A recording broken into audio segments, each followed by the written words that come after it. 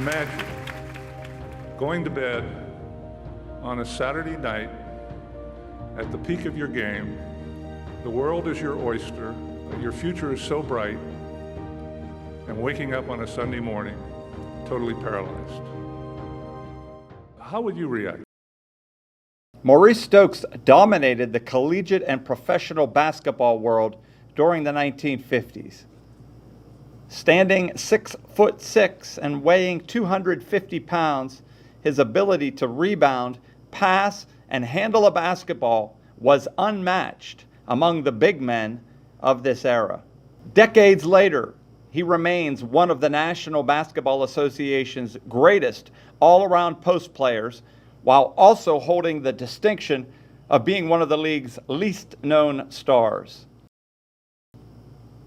Following an All-American senior season in 1954-55 at St. Francis College, Stokes made an immediate impact in the NBA with the Rochester Royals.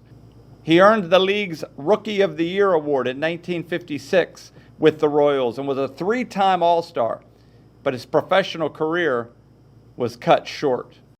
In the Royals' last regular season game of the 1957-58 season, Stokes fell to the floor, hit his head, and was knocked unconscious. Days later, he slipped into a coma. When he fully emerged from it 3 weeks later, Stokes discovered that he was paralyzed from the neck down. It was the beginning of a new and unexpected chapter in Maurice Stokes' life, and one that included his NBA teammate, Jack Twyman. The two men shared an unbreakable bond that continues to inspire people today.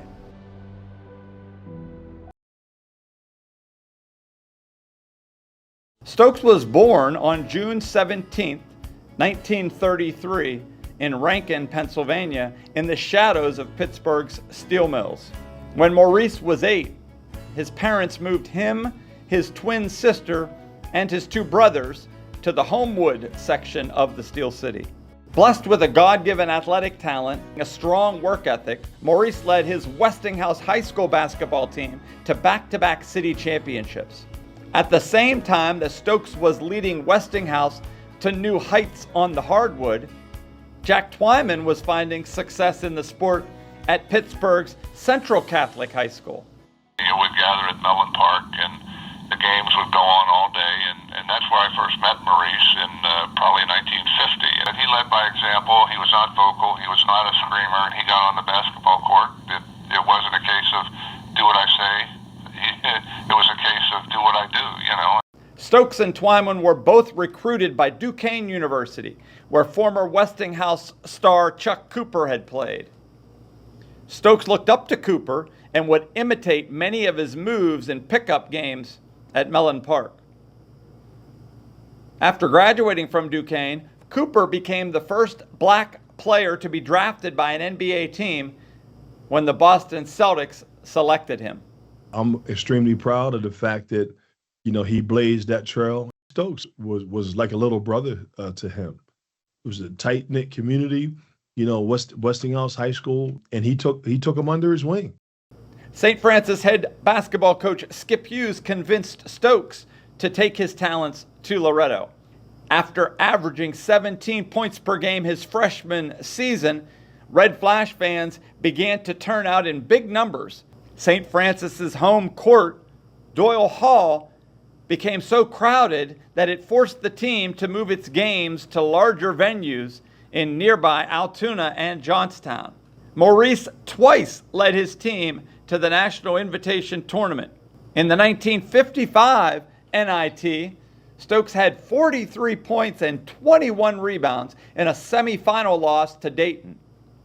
He followed that performance with a triple-double against Cincinnati and its star player, Jack Twyman, in the NIT consolation game. Despite St. Francis's fourth-place finish, Stokes was voted the tournament's most valuable player. I can't think of anybody before him that had the agility and the size and the complex approach to the game that Maurice had. My father said Maurice was the best all-around player that he had ever saw play. Stokes graduated from St. Francis in April of 1955. Maurice turned down an offer to play with the Harlem Globetrotters, and the Rochester Royals selected him with the second overall pick. In round 2 of the draft, the Royals chose Twyman. In his first NBA game, Stokes scored 32 points, grabbed 20 rebounds, and dished out 8 assists against the New York Knicks. Ron Thomas was the USA Today newspaper's first NBA reporter. He wrote a book titled "They Cleared the Lane: The NBA's Black Pioneers." The book documents the trailblazing role of Stokes and other African-American players in the league during the 1950s. I think he'd be known as the first black superstar. One of the players, I think, said that he was magic before magic. I could see that versatility. I could see that he could get a rebound and could dribble up the court. And, you're talking about an era where if you were his size, I mean, the coach planted you in the lane and you weren't supposed to go anywhere else. He just must have seemed like he had dropped from Mars or something to be that type of player at that time. Stokes won the NBA's Rookie of the Year award and was a 3-time All-Star until his tragic accident in March of 1958. Prior to the start of the 1957-58 season, the Royals franchise relocated to Cincinnati. In the last regular season game of that season against the Minneapolis Lakers, Stokes was knocked unconscious following a collision on a drive to the basket. He regained consciousness and returned to the game. But 3 days later, after a playoff loss in Detroit, Stokes became violently ill on a flight to Cincinnati. But throughout the flight, I can recall a couple things. One, he was so soaking wet, profusely sweating. 2, the stewardess got oxygen and tried to make him more comfortable because he was having trouble breathing, and the oxygen seemed to have helped, even though he was unconscious. What doctors would determine later was that the head injury that Stokes had suffered in Minneapolis was much more serious than anyone had realized. When Stokes fully emerged from a coma 3 weeks after arriving at the hospital, he could not move or speak. NBA players did not earn lucrative salaries during this period, and Stokes did not have health insurance. Knowing that Stokes' family did not have the financial means to care for him, and recognizing the seriousness of Maurice's situation, Jack took the steps to become Maurice's legal guardian.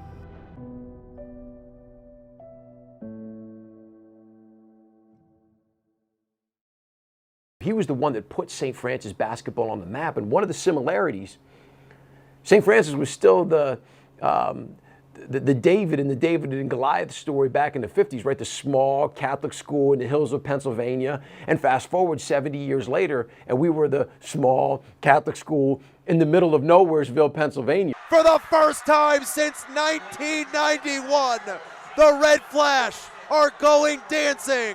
70 years after Maurice Stokes graduated from St. Francis, his legacy was celebrated as the Red Flash men's basketball team captured the 2025 Northeast Conference Championship and earned a trip to the NCAA tournament. Rob Krimmel spent nearly 30 years at St. Francis as a player, assistant coach, and head coach. It was a big part of what we used because we could point to something, and we could point to one of our own and say, this is what it means to be a great teammate. Because the one thing about being a part of a basketball locker room in modern day basketball is the diversity of experience. We had the luxury of having people not just black and white, but from different countries. We had people from different religions. We had people that had different experiences, even in America, growing up in different parts of the country. And so to be able to point to two men who had very different upbringings, albeit in the same area, but came together because of a basketball, but came together because of, unfortunately, a tragedy that, the story today is bigger than basketball. Keith Braxton played for Coach Krimmel and graduated from St. Francis in 2020. Braxton enjoyed a tremendous career leading the program to 3 Northeast Conference championship game appearances and earning the league's Player of the Year award during his junior season.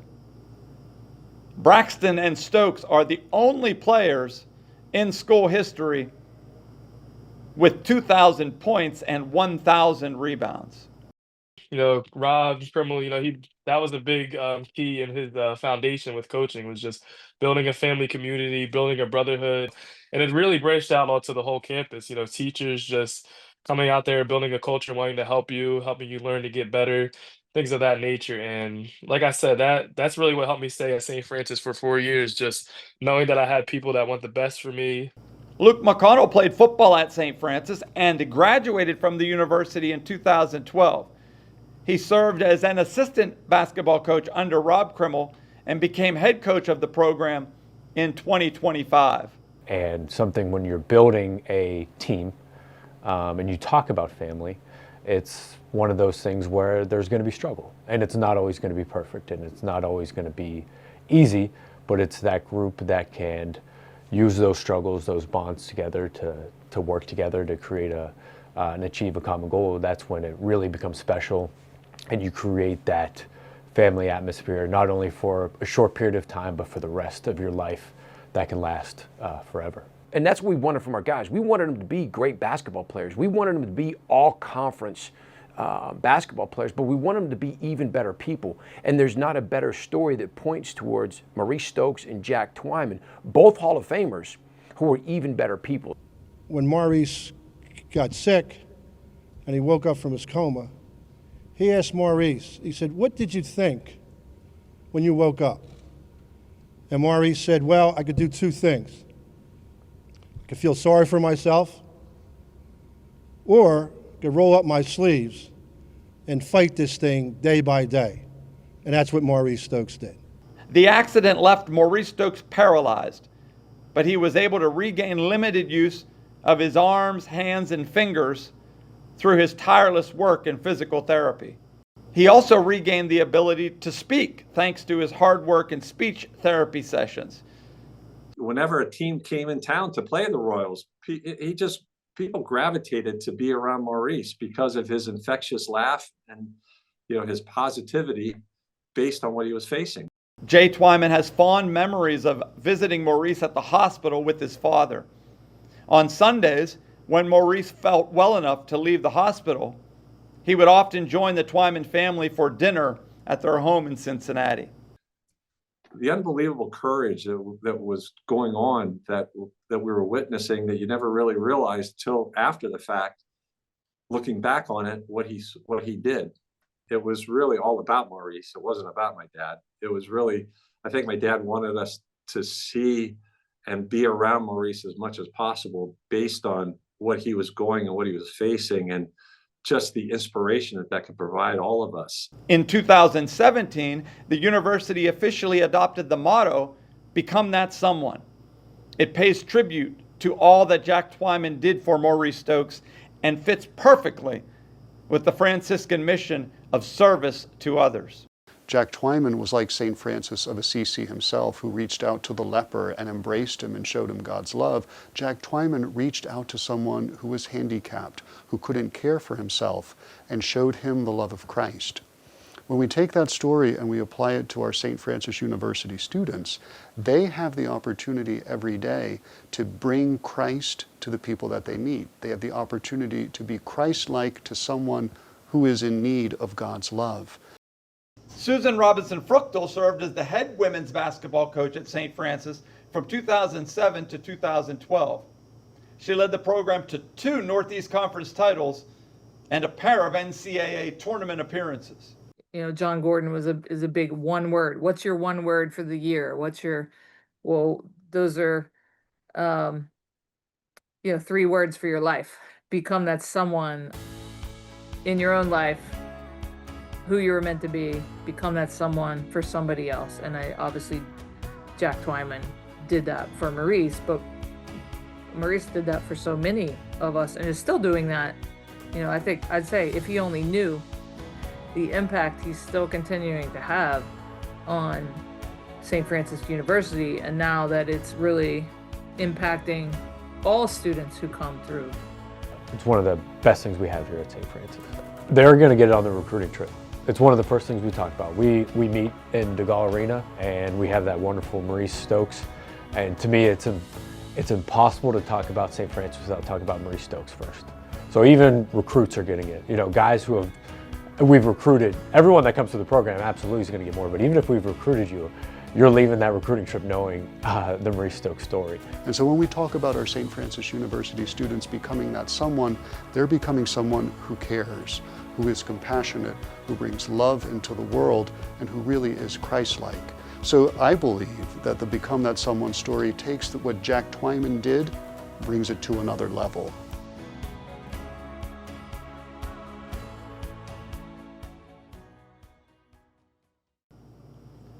During the 1950s in the United States, most blacks and whites across the nation chose to live separate lives, and racism was a daily presence in the experiences of most African Americans.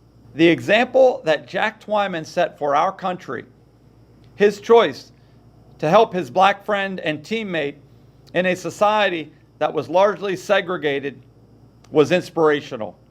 My dad received a lot of mail. 90% of it was great mail, supportive, sending checks in. There was fundraising that was needed to take place to help pay the hospital bills. But there were some letters that were not so kind, and like, why are you taking care of a black man? Why, so the race relationships were definitely front and center back at that stage. And because of the enormous disrespect and disregard that society had for people of color in those days, it put my dad and Jackie and those other pioneers and barrier breakers just under too much stress and pressure. And I really think that that's one of the reasons why so many great human rights and civil rights leaders, die so young. I think as Cooper is coming off the court, and he's, you run through that tunnel and the fans are there, and the white kids are reaching out and touching him, and because they wanted to know if the color would rub off on him. And my father sacrificed probably many years off of his life from blazing trails, but I think he would do it again because of the doors that he opened up. He opened up the door for Maurice Stokes to be the NBA's first black superstar. It just happened to be his little brother and protege. But if my father doesn't carry himself with dignity and respect and take everything that he had to take, it might have been different for Maurice and Elgin Baylor and Bill Russell. In 2025, authors Ty Chapman and John Coy and illustrator Lonnie Olivier published a children's book titled Stokes, The Brief Career of the NBA's First Black Superstar.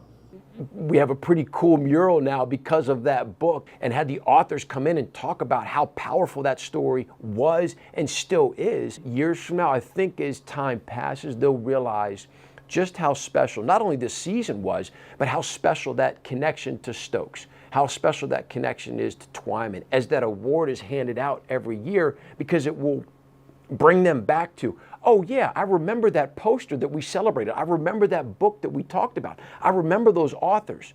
I remember those alums that came back and talked about Porter and Van Leer and Stokes and all the great players that were a part of St. Francis basketball. Some are behind me here in this mural. As a coach, as an educator, I hope they remembered some of that. In time, I think it will sink in a little bit more. I never felt any sense of hate or disrespect ever, while I was at St. Francis or in the community. And, that just makes the story, that much greater. Twyman, that just shows his selflessness and his careness and just the kind of person that he was, that no matter the color of the skin, no matter, anything else about the physical, he just wanted to help a friend and a person that he cared about and someone that was in need. And, a lot of people in his position might not have done the same thing. So just to see someone like him do something like that, is really inspiring. And as I said, like, that trickles down into the St. Francis community as well. But you remember one letter that he got from somebody, and he said, he goes, here I am, a Jew, writing a check to a Catholic who's caring for a black man. He goes, only in America could something like this happen. And God bless Maurice Stokes and God bless Jack Twyman. Thank you. And here's my check to support. And it's just, that sort of typifies it. I mean, it was bigger than any kind of relations of color, of skin, or religion. It was humanity.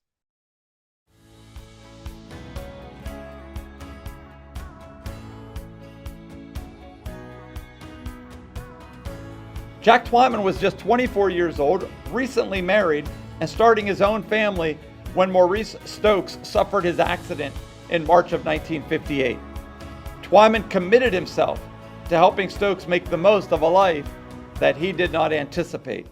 And it wasn't about, oh, here, look at what I'm doing for this man. It's like, look at what this man is fighting through, and let's all gather him as a part of our family. Well, I don't look at it as a crusade. Actually, I carried him when he was playing pro ball. I was always rebounding and then feeding him and setting him up. So it's just a case of two guys that were kind of friendly, trying to help one another out. That's about what it is. Following his injury, Maurice needed round-the-clock medical care, and the hospital and therapy bills mounted quickly. Twyman worked tirelessly to raise money for his friend's medical bills. Following a Royals game in New York, Jack met Milton Kutcher. Kutcher was a huge NBA fan and owned a hotel and country club in New York's Catskill Mountains. He told Twyman that he wanted to host an NBA All-Stars charity game at his resort, and that all the profits from the event would go towards Stokes' medical bills. In August of 1959, the first annual Maurice Stokes benefit game was played at Kutcher's resort. 30 NBA players participated in the inaugural benefit game, and the game would continue to be played each August. NBA star Wilt Chamberlain, who had gotten to know Stokes well and became a good friend of Maurice's, never missed a game. Chamberlain told NBA reporter Jerry Eisenberg, "I would do the whole thing over again tomorrow if we had another game like this one for this reason. It was a collection of the greatest basketball players in the world getting together for one cause and one cause only." Stokes was well enough to attend 4 of the benefit games in the Catskills, making the trip to Kutcher's resort each August from 1966 to 1969. He also made 2 trips back to St. Francis following his accident in 1962 and 1965.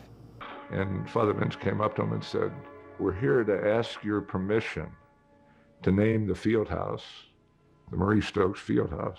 Would you be willing to have our new field house named after you? We think the best name we could give it would be your name, or Stokes Fieldhouse. Well, he lost it. He just couldn't believe it. I mean, he was so touched. It means a lot to me to have the legend of the great Maurice Stokes, kind of walking with our students every day. I think his ability to persevere started here at St. Francis. We just can't forget how difficult that was for him to leave his community in Pittsburgh and to come to a predominantly white institution and to excel the way that he did. You look at the suffering that Maurice endured. He never complained, and Jack Twyman testified to that. Maurice never complained, and I think in this day and age when we look for instant gratification, or we want things our way, or quite frankly when we can be very selfish, I think the story of Maurice points to the fact that you can endure tremendous suffering, but endure it well, that you can take on the suffering and endure it and be Christ-like and rise above it. It's very inspirational. The NBA introduced the Jack Twyman Maurice Stokes Teammate of the Year Award in 2013. The award is presented annually to the ideal teammate who exemplifies a selfless play and commitment and dedication to his team. What I find is that the more the players learn and get a chance to understand and appreciate the sacrifices and the contributions and accomplishments of the early African-American pioneers, the more it resonates with them. Maurice Stokes died on April 6, 1970. He was 36 years old. Many NBA greats traveled to Loretto for his funeral, which was held on the St. Francis campus.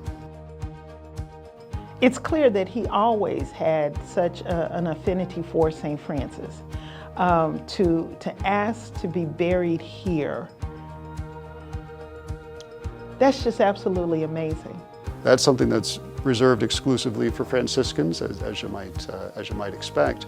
But every once in a while, there's someone worthy of an exception to that. And I think it was very fitting that Maurice was laid to rest on a campus that he loved and a campus that loved him. And I think there's just, to this day, a very beautiful symbolism to that. He's one of very few non-Franciscans buried in the cemetery, but he's there because he had such a Franciscan heart, had such a Franciscan spirit, and really was a part of our Franciscan campus here.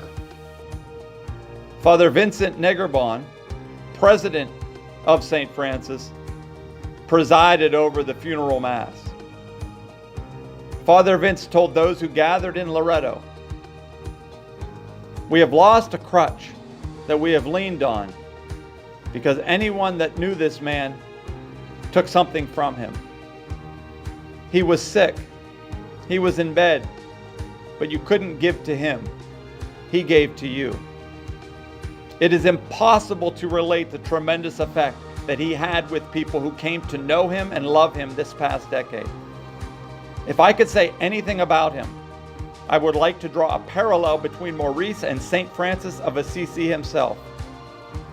And when you are talking about a mortal human being and a saint, you are treading on dangerous ground. But I know of no more striking parallel than these two men.